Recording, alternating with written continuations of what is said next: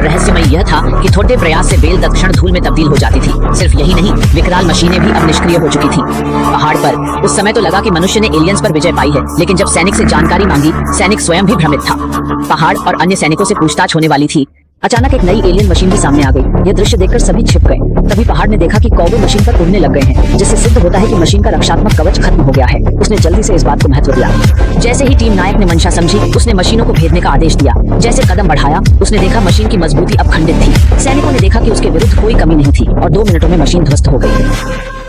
एक सैनिक ने देखा कि परग्रही के पास अब न शक्ति थी और न ही जीवन सुरक्षा प्रणाली। यह साफ था कि परग्रही की पराजय का हेतु मानव नहीं, बल्कि वे सूक्ष्म जीव थे जो अनेक युगों से पृथ्वी पर निवास कर रहे थे। क्योंकि परग्रही के पास उनके प्रतिरोध की प्रतिरक्षा नहीं थी, इसी कारण वे नष्ट हो गए। खेत में एक धनुष जैसी वस्तु दिखाई दी। रोल्स ने हर तरीके आजमाए और उसे प्रयोगशाला में ले आए। तभी एक जिज्ञासु लड़का इसे खेलने के लिए उठाने वाला था, लेकिन रोल्स ने तुरंत उसकी बेवकूफी रोक दी, क्योंकि वह धनुष विशेष व्यक्तियों के लिए था। मशीन का हाथ छूते ही पिघल गया। इससे यह साबित हुआ कि इसे आम लोग छू नहीं सकते। रात में रोल्स इसे समझने की कोशिश कर रहा था कि कैसे इसे अपनाया जाए। तभी कमरे की बत्ती झपकने लगी और धनुष के पास रखी जगह कंपन करने लगी। रोल्स ने उत्तेजना के साथ कपड़ा उठाया। उसने सोचा कि उसे पवित्र प्रकाश से मान्यता मिल गई है। उसे देखकर वह धनुष की तरफ हाथ बढ़ाने से नहीं रोक सका। जैसे ही उसने छुआ, एक जोड़ी से बल और वह उछलकर 19 मीटर दूर जा गिरा। उसे समझ में आ गया कि वह इसे नियंत्रित नहीं कर सकता। निराश होकर उसने